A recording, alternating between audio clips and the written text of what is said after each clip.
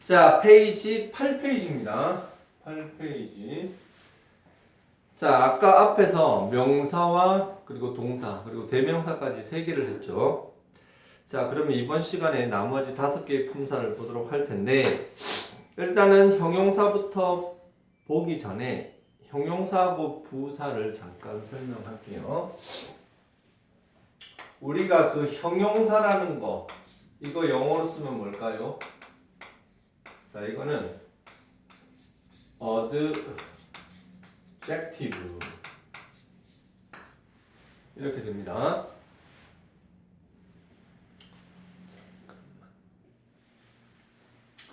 자, 부사는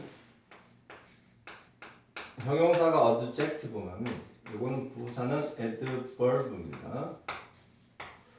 자, 요걸 딱 보면, 자, 형용사와 부사는 대표적인 수식어 2가지라고 그랬죠. 자, 이 수식어라서 그런지 몰라도 여기에 이 AD, 자, add란 말이 공통적으로 들어가 있지. 자, 이 add는 수식어라고 보면 되겠습니다. 자, 그런데 형용사는요, 요 뒤에 보면 adjective라는 단어가 있고, 요 뒤에 verb라는 단어가 있어. 요 부사 뒤에 adverb, 요 verb가 뭐였지? 요거 동사예요. 동사. 자, 동사를 수식한다. 요런 느낌으로 받아들이면 됩니다. 부사는 그래서 원래 동사를 수식하는 말이라는 게 여기서도 확인이 되죠. 그럼 얘는 뭐야? adjective. 이 adjective라는 단어는 참 처음 보는 건데, 주어가 영어는 뭐죠? 자, 주어는 S로 표기를 했는데, 주어는 subject예요. subject. 그리고 목적어 있죠. 목적어는 object예요. object. 자, 근데 요게 주격의 요런 뜻으로 쓰일 때는 요게 subjective 그리고 objective 이러한 단어들이 붙습니다. 그죠? 그러면 여기에 자, 이게 뭐다? 요게 주어죠. 그리고 요게 목적. 그러니까 subject, object. 자, 요게 주어고 요게 목적어인데, 자, 요게 adjective. 이건 뭔가 하면은 objective. 자, 요거는 결국 주어랑 목적어에 들어가는 걸 꾸며준다. 이거예요. 자, 영어에 주어랑 목적어를 들어갈 수 있는 대표적인 게 뭐지? 그렇지, 명사예요. 그러면 이 형용사라는 것은 결국 뭐다? 주어나 목적어 자리에 들어갈 수 있는 명사를 수식해 준다라는 말이 이 단어 의미에서도 이미 나옵니다. 기억합니다. 자, 그래서 형용사와 부사가 되는데요. 자, 형용사의 성질을 한번 볼게요. 형용사 사실 우리 형용사라 그러면 사물의 성질을 나타내는 말 이렇게 많이 익숙하죠. 맞습니다. 명사, 대명사의 성질, 상태 등을 설명한다고 그랬는데, 사실 대명사는 수식어를 거의 받지 않습니다. 예를 들어서 he라는 이러한 대명사가 handsomey 이렇게 잘 쓰이지 않죠. 그러나 대명사 중에 수식을 받는 몇 개가 있어요. something, hot, 이게 thing으로 끝나는 그런 애들. 어쨌든 있지만 대부분은 명사를 수식한다는 거. 자, 형용사 자체는 사물의 성질이나 상태를 나타내 주는 말인데, 그런데 얘네가 명사를 수식한다. 자, 그래서 근데 아까 이 명사가 참으로 쪽수가 많다고 저번에 이야기를 했었죠.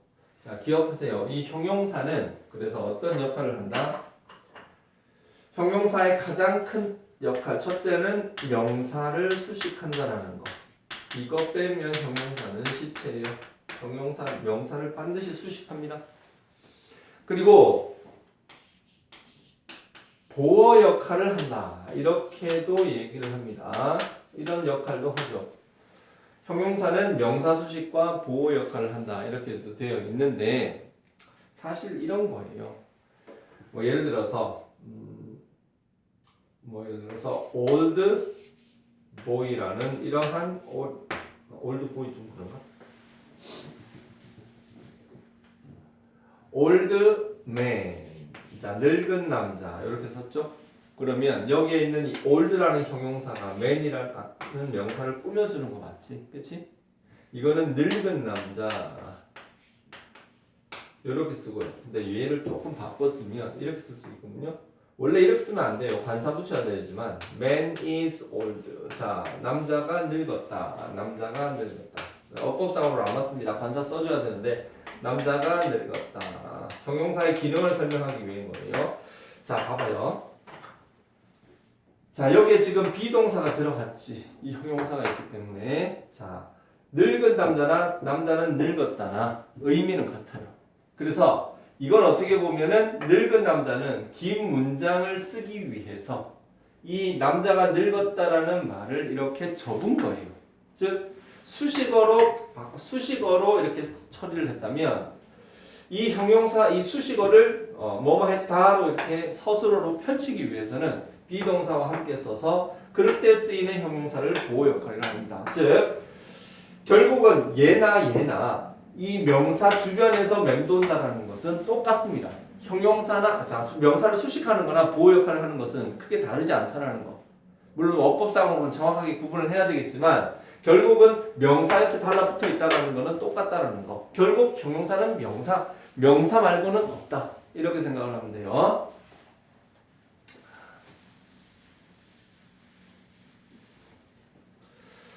자, 그렇게 하고요. 부사 보겠습니다. 부사. 이 부사는요, 참 한마디로 정의하기가 힘들어요. 부사는 그만큼 방대하거든요. 자, 부사는 일단은 원래는 동사를 수식하기 위해 탄생했지만 명사를 오로지 형용사가 단독으로 수식하는 반면에 부사는 명사 이외의 것을 수식한다. 자, 뭐다? 부사는 명사 이외의 것들. 자, 수식을 받을 수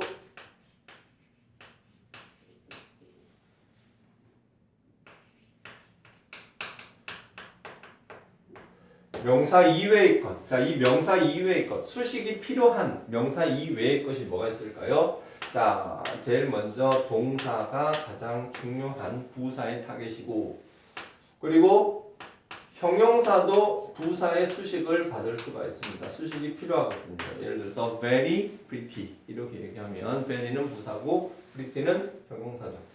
그리고 very well 이렇게 했을 때도 부사가 또 다른 부사를 수식할 수 있고, 그리고 어떤 문장의 앞이나 문장의 뒤에서 어떤 문장 전체의 내용을 강조해주거나 수식하는 부사의 수식 대상은 이렇게 이 네 가지가 되겠습니다. 명사는 오로지 형용사가 맞고 형용사 전담하는 거고, 부사는 명사 이외의 것, 동사, 형용사, 부사, 문장 전체 이거를 수식할 수 있다는 사실을 기억하기를 바랍니다. 자, 그러면 부사의 한번 형태를 볼까요? 부사. 많은 친구들이 이 부사를 ly가 붙는 말이 부사다 이렇게 많이 기억을 합니다. 자, 그러나 자, 이 부사가요. 그래, 맞아. 형용사 뒤에 ly를 붙이면 부사가 되는 이것도 분명히 존재를 합니다. 얘는 어떻게 보면 이 형용사에서 넘어온 부사죠. 그지? 형용사에서 넘어온 부사가 분명히 많겠죠. 형용사가 많으니까. 그러나 형용사가 변신한 부사 이외에 그 단어 자체로서도 부사를 나타내는 단어도 굉장히 많습니다. 뭐 예를 들어갖고 뭐 well이라든가 뭐 well이라든가 또 뭐 있냐? much라든가 뭐 much가 형용사로 쓰일 수 있지만 자, 이런 게 있고요.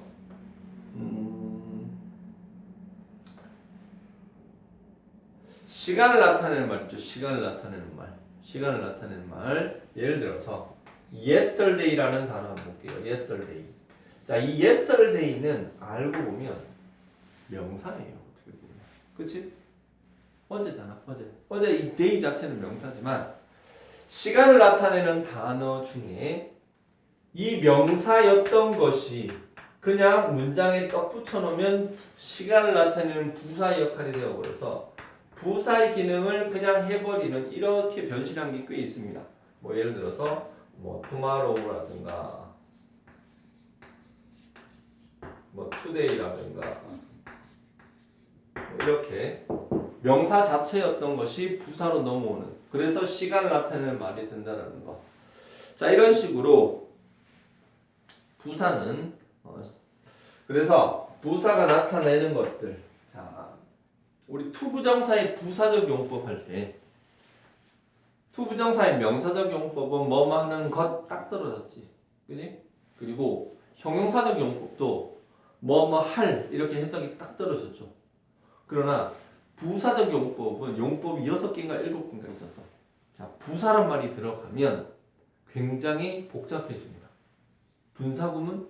여러분들 분사구문은 일종의 부사구예요. 부사예요. 그러다 보니까 이게 해석이 또 다양해질 수밖에 없는 거예요. 그리고 부사절, 이따 나중에 부사에 대해서 설명을 하겠죠. 어떤 구와 개념에 대해서, 구와 절에 대해 설명을 하겠지만 부사란 말이 들어가면은 굉장히 뭔가 범위가 많아집니다. 왜? 자, 부사는 일단은 시간을 나타내는 것도 부사고, 장소를 나타내는 것 말도 부사고, 그리고 방법을 나타내는, 이 방법이라는 것은 뭐 강하게, 약하게, 혹은 뭐 빠르게, 이런 것들, 어떤 양태와 관련되는 것들, 그리고 뭐 정도, 그리고 뭐 빈도 부사 많이 들어봤지. 자, 이러한 식으로 부사가 나타내는 것은 굉장히 다양하고 방대합니다. 자, 그래서 이 부사를 한꺼번에 다 이해하기보다는 일단은 형용사 뒤에 엘라에 붙인 것도 부사가 맞지만 이 부사는 부사의 일부분에 지나지 않는다. 그 이외에 시간이나 장소나 방법이나 정도나 빈도나 이렇게 다양하게 어떤 문장을 수식해내는 많은 말들이 있다는 거. 이렇게 이해를 하면 됩니다. 지금 우리는 단어로서의 부사를 하고 있는데요. 이 개념이 나중에 구와 절로 자연스럽게 넘어가요. 자, 이렇게 하고요. 여기서 부사는 문장을 한번 보고 갈게요. 부사는 꾸며주는 어떤 위치나 이런 게 중요하기 때문에 이걸 한번 보고 가겠습니다. 자, 어디를 보느냐? 거기 있는 예문들 있죠? 자, this black dress. 자, 첫 번째. 자, this black dress. 자, 이 검정색 드레스는 fits you well. 자, fit이라는 단어, 이거 수동태 안 된다고 저번에 한번 이야기를 했었는데, 자, 여기 끝에 있는 이 well이라는 부사는요, 이 well이라는 부사는 잘 어울린다죠. 잘 어울린다. 그래서 여기에 있는 이 well이라는 부사는 여기에 이 fits라는 동사를 요거 이렇게 수식하죠. 잘 어울린다니까. 잘 어울린다. 자, 그래서 이거는 동사를 수식합니다. 기억하세요. 보통 부사가 동사를 수식할 때 예외는 있지만 문장 끝에서 존재하는 부사들은 동사를 수식한다고 생각을 하면 됩니다. 보통 표준 위치가 이래요. 그런데 기억할 거, 수식어들은 대체로 보면 기본적인 위치는 있지만 쉼표 2개 따고 나와서 문장 여기저기에 마구마구 붙는 경우도 많습니다. 하지만 기본적으로 동사를 수식하는 부사는 문장 끝에 온다라는 거, 이거를 일단은 기억하고요. 그 다음 문장, 거기에 my new boss is, 자, my new boss.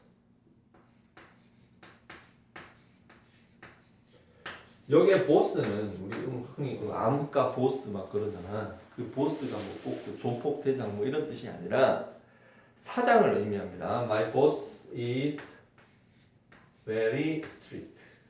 strict 뜻이 뭡니까? 엄한 그런 거죠. 나도 예전에 그 엄한 상사들 많이 만나봤는데 골치 아프다 진짜. 자, 여기에서 여기에 strict라는 단어가 뭐죠? 이게 엄한 이런 뜻이죠. 그러니까 이 very가 없어도 문장이 되는 거잖아. 근데 그냥 엄한 게 아니라 겁나게 엄해. 자, 이 very가 자, 이게 뭐? 자, 얘가 동사였죠.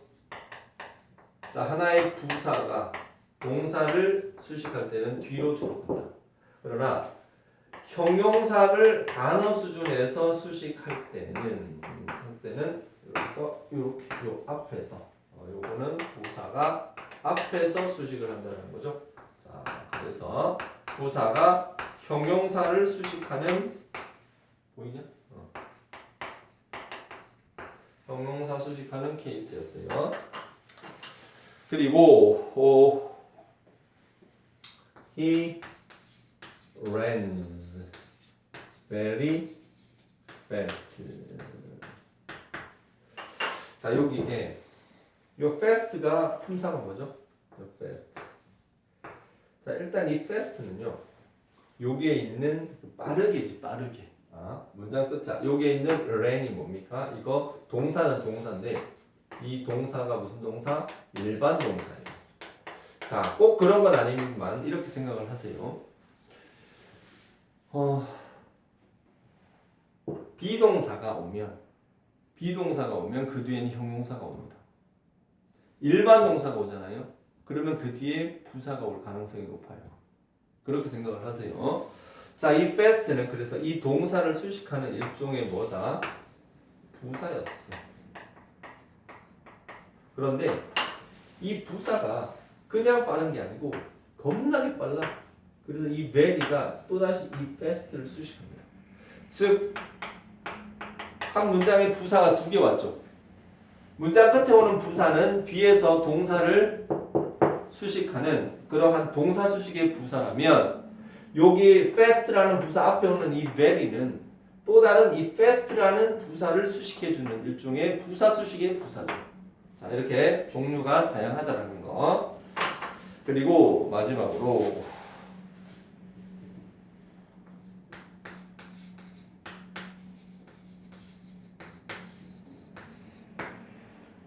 fortunately we found a house in a forest는 숲이죠. 숲에 길을 잃어버리면 굉장히 사태가 심각합니다. 자, 이렇게 어떤 여기에 있는 이 fortunately는 뒤에 ly가 온 걸 봤을 때 부사가 분명해요. 이 fortunately는 자, 운 좋게 이런 뜻이에요. 이 부사는 운 좋게 발견했다. 뭐 이렇게 살 수도 있지만 우리가 숲에서 집 하나를 발견했다는 것, 어떤 이 내용 자체에 대해서 이 문장 전체를 수식할 때는 이렇게 쉼표 따고 문장 앞에 오는 경우도 많습니다. 자, 이렇게 정리가 되면 되겠습니다. 자, 정리하면 부사는 명사 이외의 것을 수식한다. 자, 이렇게 생각을 하고 그 명사 이외의 게 어떤 건데 수식을 받는 것 중에 명사 빼고 전부 다다. 그게 뭐다? 동사. 가장 대표적인 거 동사. 원래 부사는 동사를 꾸며주기 위해 탄생을 했다. 그런데 생각보다 형용사보다는 덜 바빠. 왜 덜 바빠? 꾸며줄 수 있는 게 명사 쪽수가 너무 많아. 근데 동사는 좀 얘보다 좀 적어. 그러니까 좀 여유가 있네? 놀고 있으니까 형용사가 야, 너 놀지 말고 나 좀 도와줘. 그래? 알았어. 야, 너 형용사 도와주냐? 그럼 나도 좀 수식해줘. 부사. 옆에 있던 부사. 그래? 그래. 그리고 야, 문장 전체 나도 좀 도와줘. 이렇게 얘기가 된 거예요. 그런 식으로 기억하면 좋습니다. 자, 형용사, 부사, 수식어 두 가지를 했고요. 자, 이렇게 하고 그 다음에 전치사.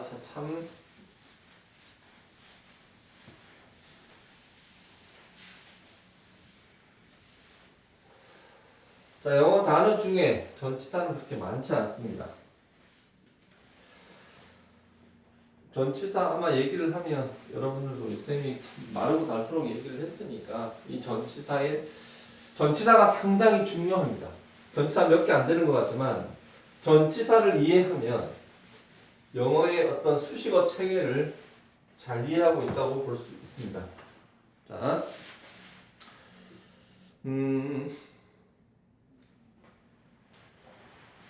예문 볼게요. I will meet Daniel.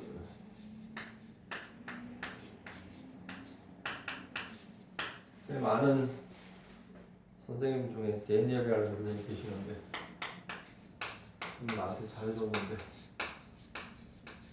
In the lobby at noon.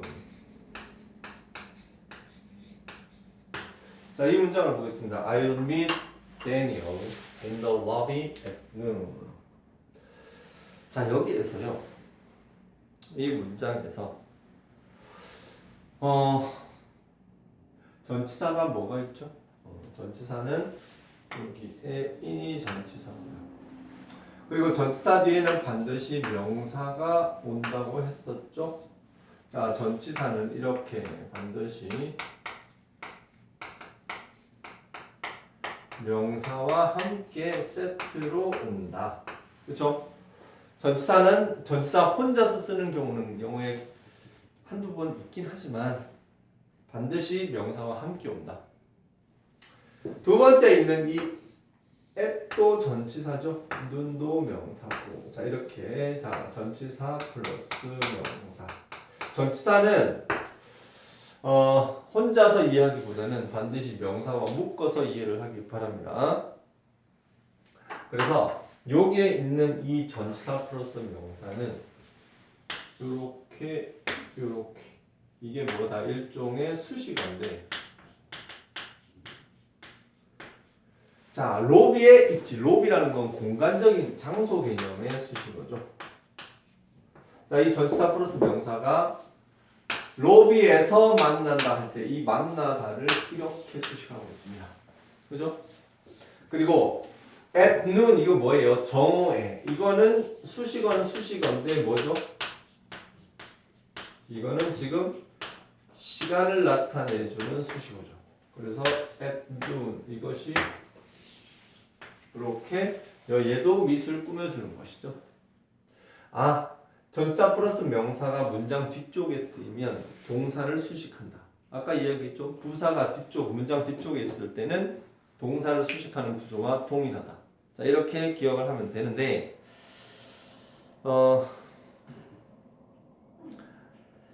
책에는 명사와 함께 쓰여 시간, 장소, 목적, 방법 등을 나타내는 말이다. 자, 이렇게 얘기를 했는데요. 그것은 전치사의 부사적인 역할만 강조한 것입니다.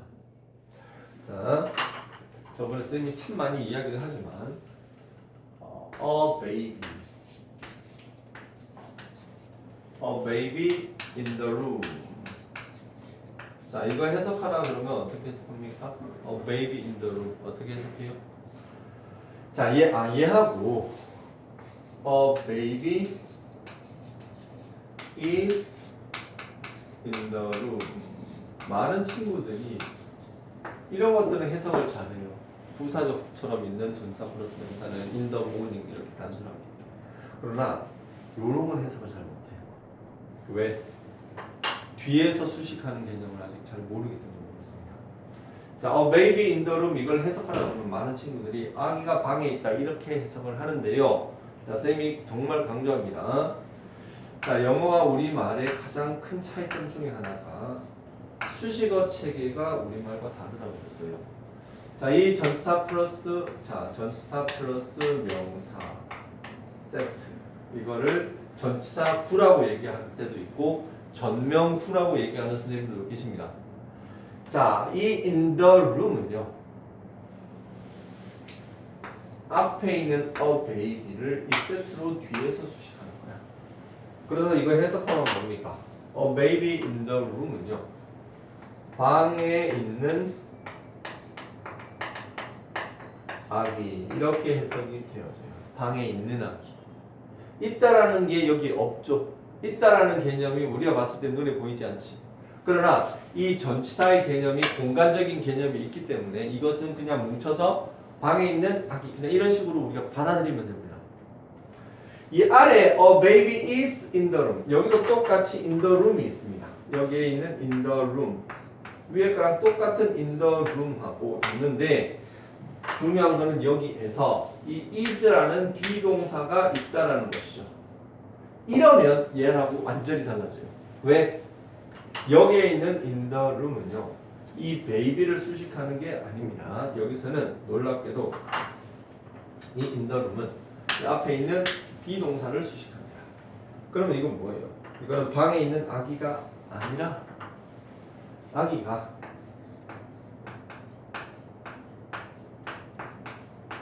방에 있다. 이런 식으로 문장이 끝납니다. 요게 마침표 달려있죠? 근데 여기 마침표가 없어요. 그래서 방에 있는 아기가 방에 있다. 그거랑 뭐 차이가 있지 않는 뭐가 다른데. 자, 이거는 하늘과 땅 차이입니다. 이걸 이해 못하잖아요. 이 기본 개념을 이해를 못하면 자 봐봐. A baby in the room 하고 나서 뭔가 주렁주렁 달릴 수가 있어.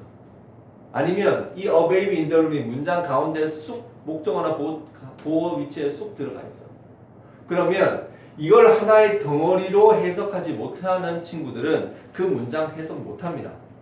반면에 여기에 a baby in the room을 하나의 덩어리로 볼 수 있으면 그러면 그 친구는 문장의 어떤 긴 문장의 해석 능력이 굉장히 빨리 될 수가 있는 거죠. 똑같은 in the room이지만 얘는 뭐야? 명사를 수식한 in the room. 아래에 있는 a baby is in the room은 똑같은 in the room이지만 이번에는 동사를 수식하는 놈이나 똑같은 in the room이 이렇게 명사 동사를 다 수식하지. 그죠? 이게 바로 전치사의 가장 중요한 특징입니다. 그리고 이 내용들이 여러분들을 나중에 굉장히 헷갈리게 만들 수 있다는 거. 전치사 플러스 명사는 이렇게 양다리 수식어라는 거. 그거를 기억합니다. 뭐 여기에 나오는 뻔한 말들 이거 누가 모릅니까? 초등학생 배우자 말도 알겠다 이거. 끝. 자, 전치사에 대해서 이야기를 했습니다. 자, 접속사 개념이 나오네요. 자, 접속사는 그냥 간단하게 설명을 하도록 할게요.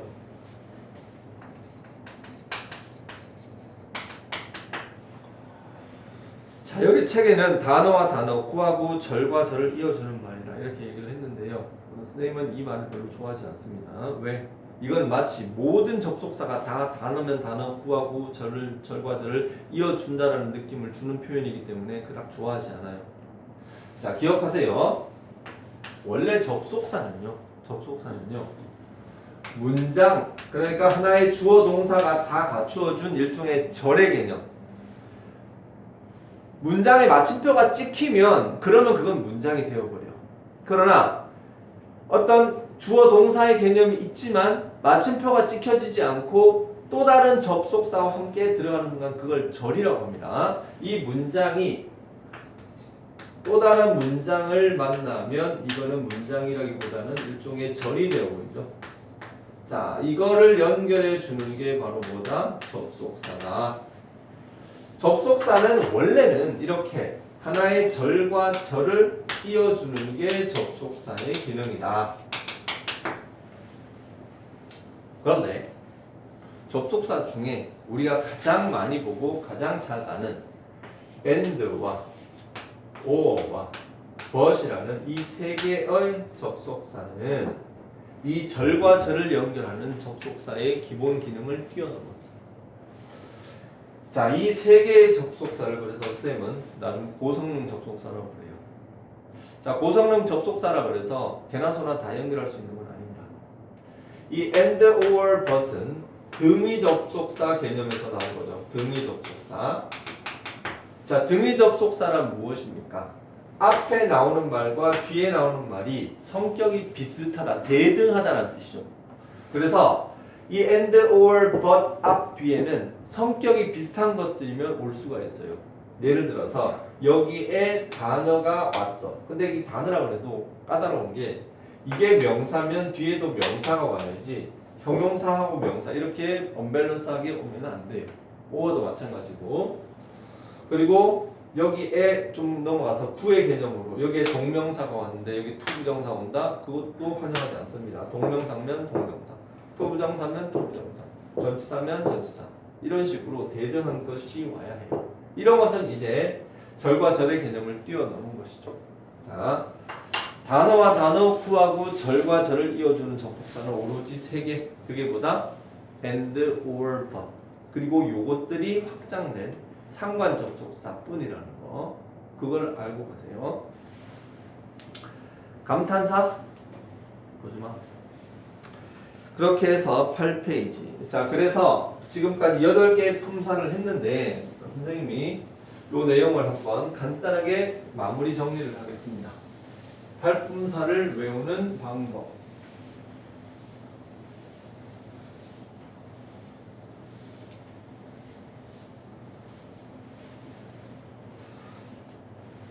자, 8개의 품사 뭐가 있습니까? 일단은 명사가 있죠. 명사는 모든 영어 표현의 가장 핵심입니다. 명사. 명사는 영어로 n입니다. 이 줄임말 정도는 알아둘 필요가 있어요. 그리고 이 명사와 함께 의미의 단위를 받쳐주는 또 다른 축이 동사라고 했죠. 이 동사는 단어로서의 동사, verb. 그죠? 원래는 이 명사 동사만 있었어요. 영어에. 그렇지 않을까요? 가장 그 단순한 어떤 영어 표현에서는 명사와 동사만 있었겠죠. 말도 진화를 하니까. 그런데 이게 조금 지나고 나니까 그냥 명사가 아니라 뭔가 조금 더 디테일하게 설명하고 싶은 어떤 그런 욕구가 생겼어. 그래서 수식이라는 개념이 생긴 겁니다. 자, 이 명사를 수식하기 위해서 활동하는 명사의 수식어.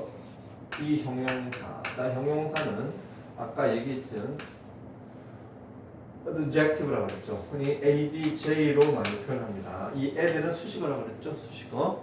adjective. 동사를 수식하는 게 뭐다? 부사라고 했습니다. 자, 이 부사는 adverb, adv. 얘는 동사를 수식한다라고 얘기했죠. 그지? 자, 이렇게 명사와 형용사, 명사와 동사, 형용사와 부사. 자, 이렇게 네 식구만 살았어. 네 식구만 살았는데 이 네 식구만 살다 보니까 뭔가가 좀 복작복작 하더라. 그래서 얘를 조금 더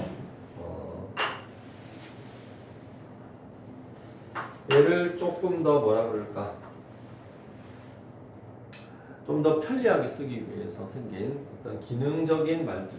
그게 바로 뭐다? 자, 명사 대신해서 쓸 말이 대명사가 있습니다. 대명사.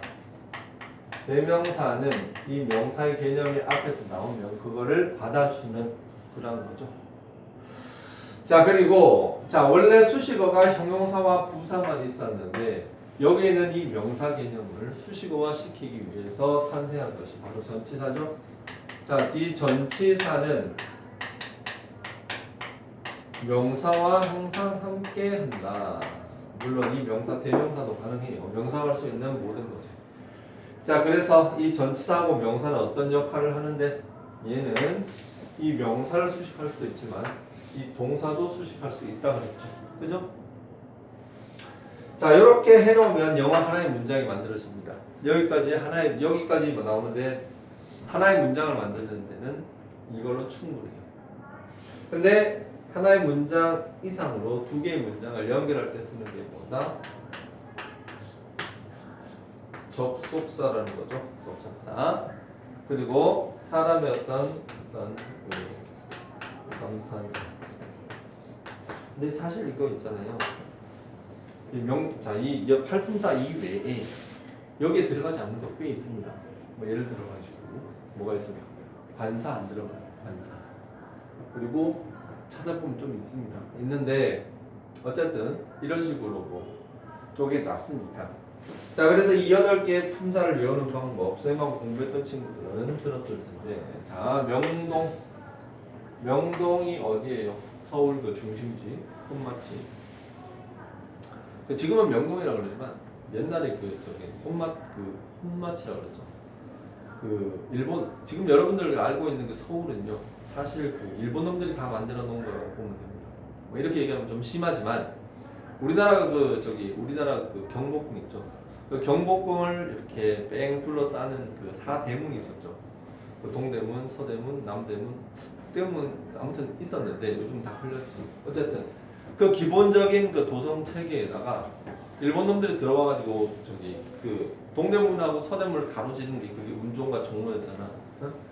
근데 그 종로 그대로 옆쪽에 길을 하나 또 큰 걸 만들었어요. 그게 을지로. 그리고 또 하나는 게 충무로. 이런 식으로 만들어갖고 거기에 이제 지들 일본 사람들 이주시키고 거기에 뭐 은행을 만들고 이런 식으로 해가지고 했죠. 그래서 그때 당시에 가장 번화했던 데는 그 종로 쪽이 아니라 그 아래쪽. 지금의 그 남산 그 위쪽에 거기에 그 명동. 거기 명동이 지금도 땅값이 제일 비싸긴 하지만 예전에 거기가 가장 중심지가 되었기 때문에 그래서 명동에 누가 살았어? 자, 명동에 형부가 살았어요. 형부가 누구예요? 언니 남편이 형부지. 형부. 돈 많던 그 명동에 살던 그 형부가 형부께서 요새 뭐 경기가 좋아? 경기가 안 좋지. 그래가지고 뭔가 좀 사업이 잘 안 돼. 그래서 뭐 여기저기 팔고 뭐 이렇게 좀 땡겨가지고 그러더니 뭐 집도 팔고 뭐 다 팔았어. 그래서 뭔가 사업이 망해가지고 결국은 야 이거 때려치워야 되겠다 싶어서 비싼 명동에서 못 살겠다. 그래서 대전 알지? 대전 잠깐 대전의 역사를 얘기하자면 쌤 역사를 좀 좋아해서 대전은 원래 그 한밭이라고 그래서 원래 그 넓은 완전 그 시골 큰 그냥 벌판이었어. 근데 그 일본 놈들이 들어오면서 그때 당시에 그 조선 말에 그 우리나라 그 어떤 공주라는 도시 아니죠. 공주가 그 충남의 어떤 대표적인 어떤 그거였어요. 행정 중심지자 어떤 경제적인 중심지였는데 기존에 있던 그 기득권들을 다 이렇게 서로 이렇게 망하게 만들려면 제일 좋은 방법이 그 옆에 큰 도시 다른 데 큰 도시를 지어버리는 거예요. 그러면 거기서 공주나 이런 데서 장사하던 사람들이 다 망해가지고 경제력을 잃어버리지. 결국은 어떤 도시를 바꾼다라는 거는 중심 세력이 바뀐다는 것 같아요. 그렇게 해가지고 그래서 대전이 결국은 지금 대전광역시지. 지금 우리나라 베스트 5 안에 들어가는 도시인데 원래는 일본 놈들이 만든 계획도시였다라는 거. 그 대전에 갔어. 그 대전에 왜 갔느냐? 여기 그냥 면자를 하나 써. 이건 억지지만 면접감. 오케이? 명동에 살던 형부가 대전에 이제 망해서 면접 가심. 오케이? 이렇게 기억하면 8개의 품사가 마무리가 됩니다. 기억하세요. 명동, 형부, 대전, 접감. 자, 이렇게 8개의 품사 정확하게 마무리하겠습니다. 끝.